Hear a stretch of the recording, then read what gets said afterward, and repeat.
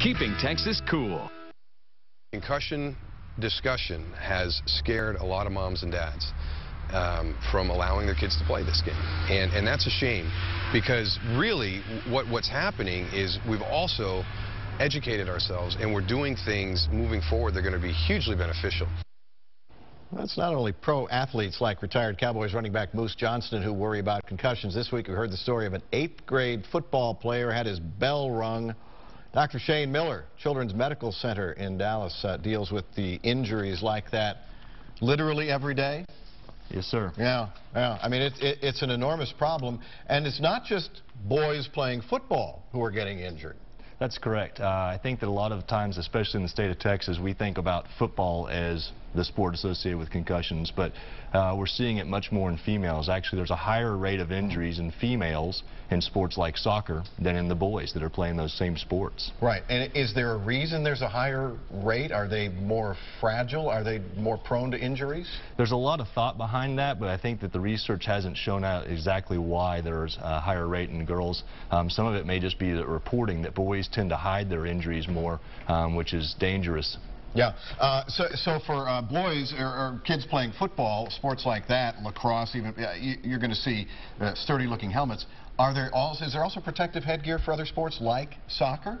Yeah, you know, there's interesting, I get that question quite a bit about the headgear in soccer, and some of the studies have shown a sort of little bit in the reduction or lowering of the force applied to the head, but we really don't know that that means that there's any reduction in the chance of having a concussion.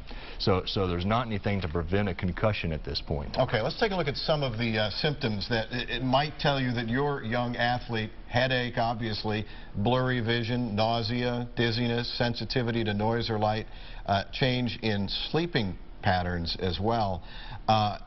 Because not every kid gets knocked unconscious when they get a concussion. That's right. Over 90% of patients who have suffered concussion do not lose consciousness. And so I think that's a common myth, think that you have to be knocked out to have had a concussion. That's not true.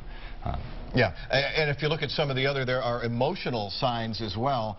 And that might be puzzling, especially for the parents of teenagers, because sometimes they're irritable, sometimes they're anxious, and sometimes they're, what as a parent you might think, over-emotional. But it's a change in their normal behavior, if there is such a thing as normal teenager. That's right. All these symptoms, we're looking at a change from baseline and a change in the normal functioning of the brain. So, for example, if they have headaches normally, well, headaches may not be related to a concussion.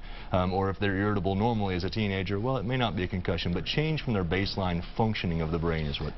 Texas law has changed, and now kids are required to get the approval of a doctor, maybe you, before they can go back and continue playing. In some cases, are you battling with the parents and the kids who want to get back into the game? That's correct. Thinking they're going to win a scholarship? Yes, sir. And the middle school and high school athletes, now the law is designed to sort of protect the athletes so that they aren't making the decision of when they can go back, and allowing a physician to make that determination when it's safe to return to play. In some cases, you have to be the bad guy, or another doctor has to be the bad guy. Very often, the athletes are very much want to be back on the field, but it's of utmost importance to protect them from themselves, their coaches, and really make sure it's safe by the time they get back on the field. And quickly, are there some times where you have to say to a kid, the parents, this kid should never play football again, or this kid should never play soccer again? That's always a tough conversation to have, but yes, I have that almost on a weekly basis. Yeah. Link with more information for parents and players about concussions on myfoxdfw.com. Thanks. Sir, thank you. Tim, thanks. People in New York who want a soda with dinner soon won't be able